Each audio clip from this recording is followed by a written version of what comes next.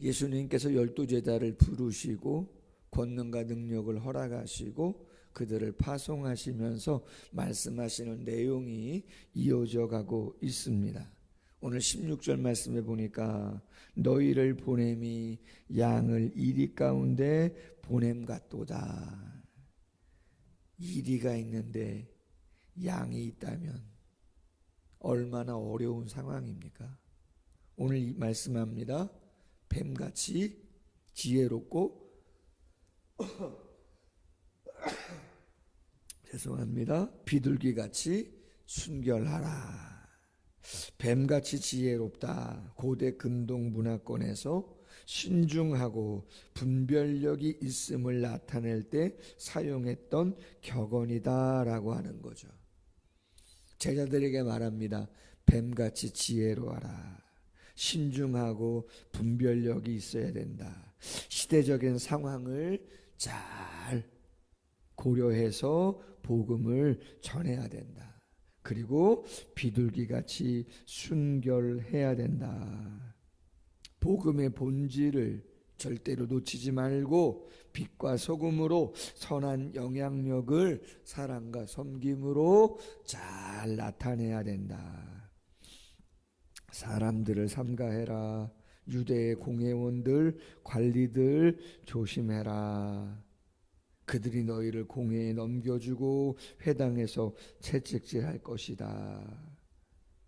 너희가 나로 말미암아 총독들과 임금들 앞에 끌려가리니 이는 그들과 이방인들에게 증거가 되게 하려 함이다. 무엇을 말할까 걱정하거나 염려하지 말아라. 말씀하실 바를 성령이 주신다. 여러분, 우리나라만 해도요 100년까지 갈 것도 없습니다. 오늘 본문에 나와 있는 일들이 많이 일어난 적 있습니다. 심지어는 순교하신 분들도 우리나라에만 해도 아주 많이 있습니다. 멀리 떨어지지도 않았습니다. 저희 교회에서 중직자들 또 다른 행사를 통해서 한 두어 번 이천에 순교자 기념관이 있습니다. 이천에 저희 교회에서 한 1시간도 안 걸리죠. 한 40분 정도 가면은 순교자 기념관이 있습니다. 거기에 영정사진이라고 할 수 있는 그 순교자들의 사진이 걸려 있는데 얼마나 많은 분들이 복음으로 인해서 어려움을 당했는지 몰라요. 적대적이죠, 세상은. 지금도 그러한 일들 얼마든지 있을 수 있습니다. 어제 수요 영성예배 끝나고 차량 운행하면서 잠깐 이야기했었지만 어제 오후에 지역에 있는 인근 아파트 새롭게 입주자 대표로 뽑혔다고 하시는 분이 대표자와 총무이사 그러한 분들이 잠깐 목양실에 들리셨어요. 한 분은 늘 보던 분인데 그렇게 뽑히셔가지고 일을 하시게 됐다고 그러면서 교회에 찾아오셨어요. 그 차 한잔 대접하고 이런저런 이야기를 하는데 저희가 재작년이죠 벌써. 작년에는 저희가 사랑그림 작은 도서관을 통해서 북콘서트를 했었고 재작년에는 음악회를 하지 않았습니까? 지역주민 초청 음악회를 그 아파트 단지 중심에 가서 정말 유명한 분들 실력자들을 불러가지고 좋은 그런 음악회를 했는데 그게 너무 좋으셨나 봐요. 주민들의 반응이 되게 좋으셨다. 혹시 그런 계획을 또 교회가 도서관이 갖고 있느냐. 그래서 그런 이야기를 하시더라고요. 그래서 올해는 저희가 자체적으로 다른 곳에 가서 광림수도원에 가서 10월 달에 전도 행사를 할 계획이고 4월 달에는 인근에 있는 그 야영장에 가서 가족들을 중심으로 초청해서 행사를 하고 있기 때문에 이 지역 주민들을 위해서 찾아가는 어떠한 그러한 것들은 계획이 없다 말씀을 드렸고, 그랬더니 예산이 얼마 정도 들였느냐, 또 뭘 준비하셨느냐, 뭐 여러 가지. 그래서 계획안이 있었거든요. 그래서 그 계획안을 프린트해가지고 보여드렸어요. 이렇게 준비했습니다. 참 감사하다. 그러면서 나중에 음악회 하면 초청하겠다. 그럼 저희가 뭐 함께하진 못하지만 마음이라도 전하겠다 그랬더니 다른 건 필요 없고 목사님 오셔서 말씀 한 번만 해주셔도 좋겠다. 할렐루야. 되게 호의적이시더라고요. 너무나 감사했는데요. 말씀을 제가 준비했잖아요. 오늘 이 본문 말씀을 알고 있는데 그 말씀을 하시면서 제가 느낀 거죠. 뱀같이 지혜롭고 비둘기같이 순결해라. 과연 교회가 복음을 어떻게 이 세상 속에서 효과적이게 전할 수 있는가? 적대적이잖아요. 교회에 대해서 시대가. 우리의 책임일 수도 있지만 전 그렇게 생각해요. 복음 자체가 죄를 갖고 있는 이 시대 속에서는 당연히 부대낄 수밖에 없는 거기 때문에 세상의 권세도 로마서 13장에 보면 하나님께서 허락하신 것임에도 불구하고 그 정치와 국가가 교회에 대해서 성도들에 대해서 같이 협력해야 되는 것임에도 불구하고 적대적인 생각들을 할 수 있거든요. 그나마 어떻게 감당한다고요? 그렇죠. 마태복음 5장 말씀에 빛과 소금으로 선한 영향력을 끼칠 때 정말 공의로워야 되고 정의로워야 돼요. 그래야 세상 앞에 당당할 수 있는 것이고 온전히 하나님의 말씀을 전할 수 있는 것이, 그렇지 아니하고는 참 쉽지 않습니다. 그래서 무엇을 하나 하더라도 제대로 잘 해야 돼요. 여러분, 요새 2025년부터 연말정산 관련해서 규모가 큰 교회들은 다 홈택스인가요? 거기에 들어가서 개인별 현금 통계를 다 적게 돼 있어요. 이제는 교회의 어떠한 그러한 부분들, 심지어 하나님께 헌금하고, 그렇죠? 구제하는, 선교하는 그 모든 것들도 국가와 공유하며 간다. 상당히 예민한 부분이잖아요. 이제는 쉽지 않을 수도 있습니다. 정말. 당연히 불법적으로 행한다? 그렇게 하면 안 되죠.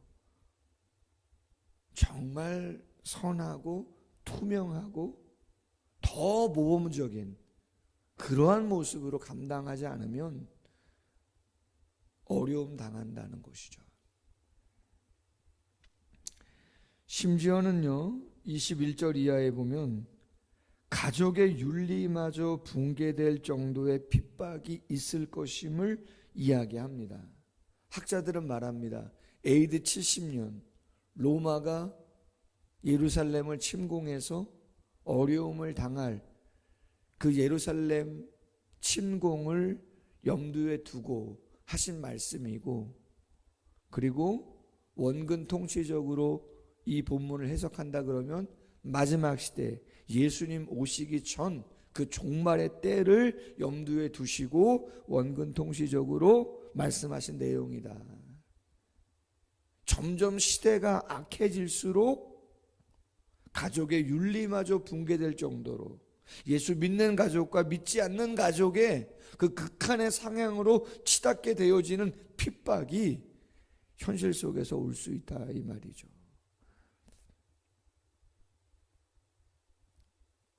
24절 이하, 제자가 선생보다 종이 상전보다 높지 못하나니 제자가 그 선생 같고 종이 그 상전 같으면 족하도다. 집주인을 바알세불이라 하였거든 하물며 그 집 사람들이라. 무슨 말씀이에요?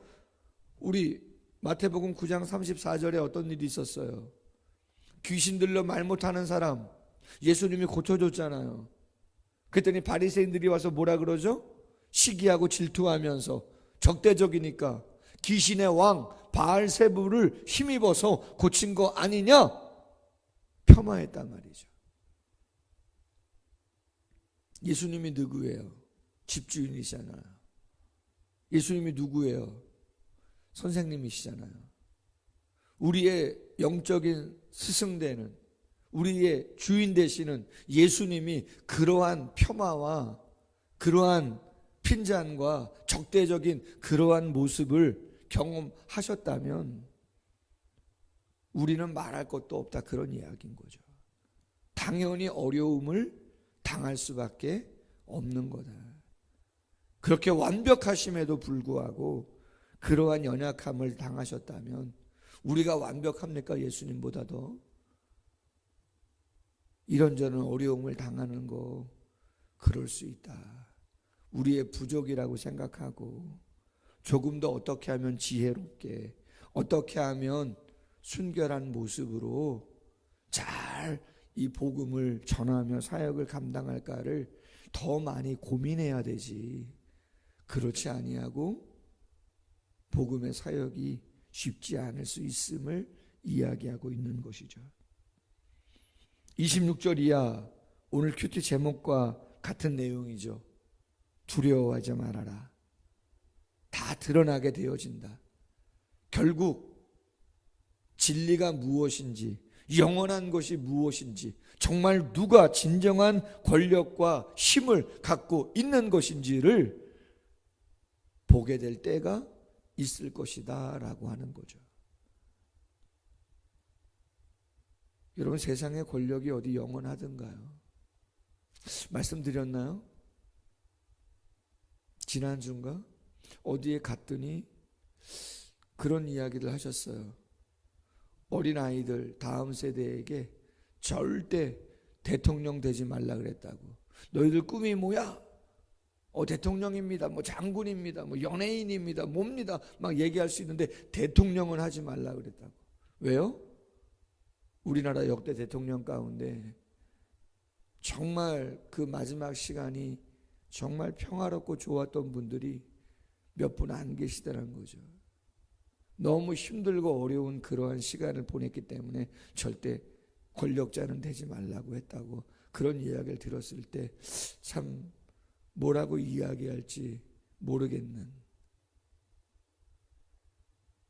우리는 알죠. 진리가 무엇인지, 영원한 것이 무엇인지. 오직 몸과 영혼을 능히 지옥에 멸하실 수 있는 그분을 두려워해라. 다 알고 계시답니다. 29절 이하. 참새 2마리가 한 아사리온, 노동자의 하루 품삯의 16분의 1 정도 되어지는 그 가격에 팔리지 않느냐. 그러나 하나님께서 허락지 아니하시면 땅에 떨어지지 않는다. 너희 머리털까지도 다 세신 바 되었는데 두려워하지 말아라. 참새보다 너희 가치 있고 귀하지 않느냐. 당당해라. 진리 앞에서는, 복음 앞에서는 지혜롭게 행하고 순결하게 행하지만 불의한 권력 앞에서는, 불의한 그 세상 앞에서 두려워하지 말고 담대해라. 타협하지 말아라. 바른 길 걸어가라. 여러분, 정교 분리라고 하는 거 요새 정치권에서 자꾸 그런 이야기 나오는데, 정교 분리죠. 국교 분리죠. 국가의 권력, 정치, 교회, 서로의 영역을 침범하지 말라라고 하는 것처럼 이야기하시는 것 같지만 정확한 의미는 아닙니다. 성경이 뭐라 그래요? 그렇죠. 국가의 권력도 하나님이 세우셨고 교회도 하나님이 세우셨죠. 성도의 시민권은 2가지죠. 이 땅의 시민권이 있고 하늘의 시민권이 있는 거죠. 국가는 교회를, 그렇죠, 자유롭게, 그렇죠, 보호해 줘야 되는 거죠. 교회 또한 축복하고 세워줘야 되는 거죠. 그러나 만약 진리가 선포되어지고 하나님을 경외하는 그러한 사역을 감당하는데 국가가 교회에 대해서 그 권력을 제대로 바르게 사용하지 않는다, 학대하고 핍박하고 공의와 정의를 그르친다? 그럼 교회가 어떻게 해야 되겠어요? 이야기할 수 있는 거죠. 물론 폭력적인 것을 사용하면 절대 안 되는 것이지만 기도하고 그걸 알리고, 그래서 차별금지법이라든가, 그렇죠? 동성애라든가 낙태라든가 비성경적인 법안들 발의되어질 때 그런 것들을 제재하려고 저희가 예전에 언제입니까? 제가 다리 좀 다쳐서 가지 못했지만 그러한 곳에 함께 동참해서 평화적인 시위도 하면서 바른 것이 무엇인지 우리가 알려주어야 할 책임이 있다고 이야기를 하는 것이죠. 경계선을 넘으면 안 되겠지만 바르게 복음에 대한 진리를 외치는 그러한 일들은 주저하면 안 되는 것이죠. 사명이 막중합니다. 왜요? 우리가 잘 하면서, 우리가 먼저 법을 잘 지키고, 우리가 먼저 공의와 정의를 행하고 겸손과 사랑으로 그러한 삶을 살아가면서 복음을 전해야 그들의 마음의 문이 열리지. 우리가 세상 사람들보다 법을 지키고 삶을 살아가는 어떤 삶의 모습이 수준이 높지 않고 그들보다 부족하다 그러면 어떻게 복음을 옳게 당당하게 전할 수 있겠는가? 고민이 많아지죠. 저 자신부터가, 그리고 우리 교회가, 성도님들이 그러한 모습을 세상 속에서 잘 보여줘야 하는 것이죠. 바라기는 예수님께서 제자들을 파송하시면서 뱀같이 지혜롭고 비둘기같이 순결하라. 그럼에도 불구하고 핍박이 영적으로 올 수밖에 없는데 담대해라. 하나님이 다 알고 계신다. 드러나게 하실 것이다. 확신 가져라. 이 마음 갖고 넉넉하게 감당하시기를 주님의 이름으로 소원합니다. 기도하겠습니다. 하나님 아버지 감사합니다.